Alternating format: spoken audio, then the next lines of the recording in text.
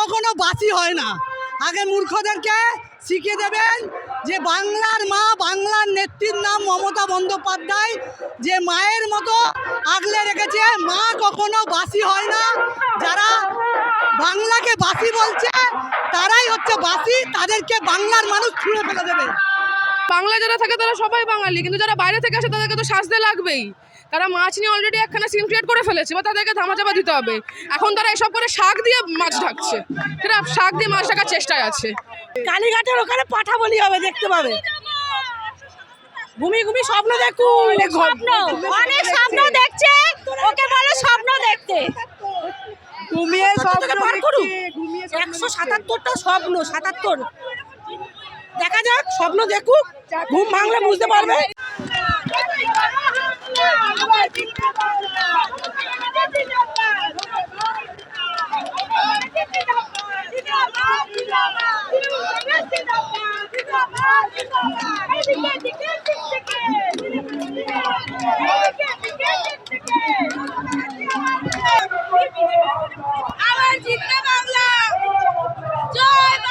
BJP পরিবর্তন করতে চায়, বাঙালিকে মাছ মাংস খেতে দিতে চায় না, এটাই বিজেপির পরিবর্তন। বাংলাকে ইউপি বিহার বানাতে চায়, এইটাই বিজেপির পরিবর্তন। বিজেপি বাংলার সংস্কৃতি শেষ করতে চায়, এটাই বিজেপির পরিবর্তন। তাই বিজেপির পরিবর্তন বাংলার মানুষ কোনোদিনও মেনে নেবে না, মেনে নেবে না, মেনে নেবে না।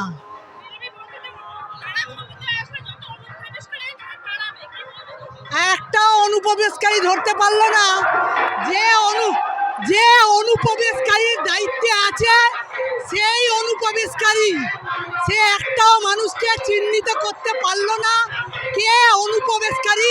তাহলে কে অনুপ্রবেশকারী আগে দেখা, তারপরে তাড়াবে।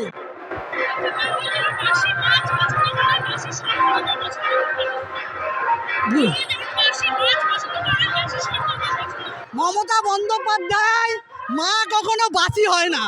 আগে মূর্খদেরকে শিখিয়ে দেবেন যে বাংলার মা, বাংলার নেত্রীর নাম মমতা বন্দ্যোপাধ্যায়, যে মায়ের মতো আগলে রেখেছে। মা কখনো বাসি হয় না।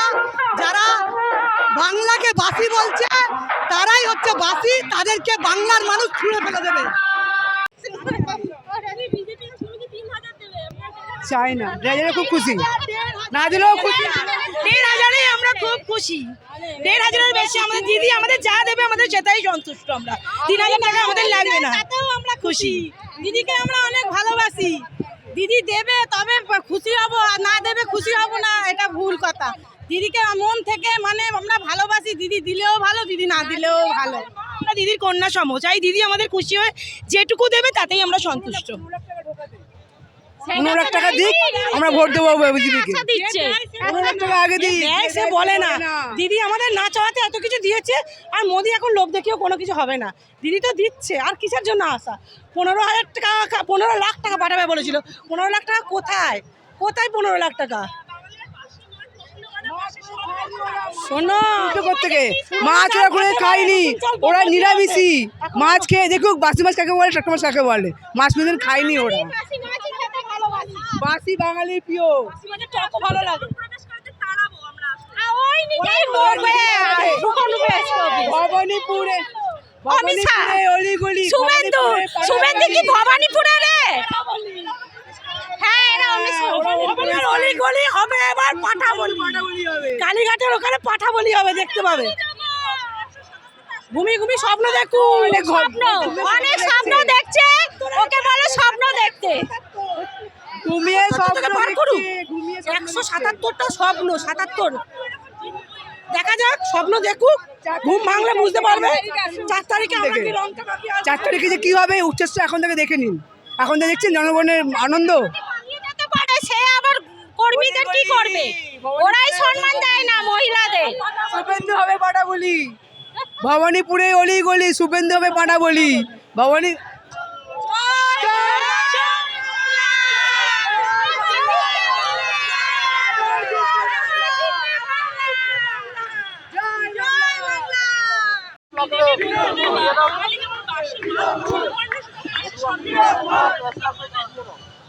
কি বলেছে? বাসি মাছ যেরকম পছন্দ করে না। আচ্ছা, বিজেপি জানে মাছ, বাসি মাছ, টাটকা মাছ কাকে বলে তারা জানে? আমরা বাঙালিরা শুটকি মাছ খায় না, পুরনো করেই তো করতে হয়। নোনা ইলিশ খায় না, নোনা ইলিশ কীভাবে বানায়? বিজেপিকে একটুখানি হোমওয়ার্ক করতে হবে বাঙালিদেরকে নিয়ে, তারপর এসব বলুক, তখন মানা যাবে।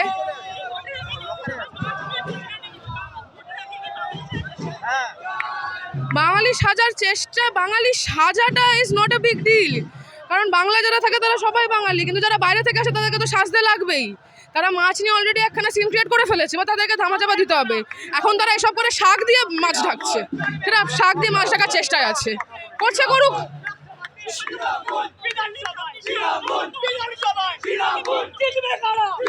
সব অনুপ্রবেশকারীদের বের করবে। অনুপ্রবেশকারীরা ঢুকলো কি করে? কেন্দ্রের লোকেরাই তো বসে আছে সব বর্ডারে যারা ফৌজরা রয়েছে তারা কারা? তাদের কাদের? কেন্দ্রের তো। ঢুকলো কি করে সেটা ওনারা জবাব দিক, তারপর নয় বার করবে। আর অনুপ্রবেশকারীদেরকে নিয়ে কোনো প্রবলেম, সেটা নিজেদের রাজ্যের লোকেরা নিজেদেরকে দিয়ে দেখে নেবে, বুঝে নেবে, তাদেরকে এত বেশি মাথা ঘামাতে হবে না।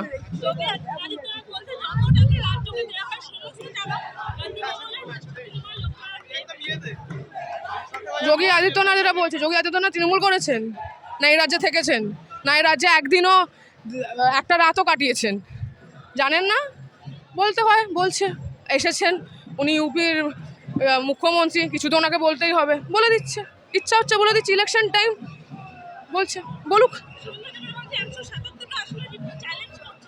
শুভেন্দু অধিকারী এই যেখান থেকে হাঁটছি, আগে এখানে উনি একটুখানি ভোট নিয়ে আসুক, তারপর এসব আমরা কথা পরে বলবো। এই ঠিক যেখান থেকে হাঁটছি আমরা, ওখানে একটুখানি ভোট নিয়ে আসুক, তারপর দেখা যাবে।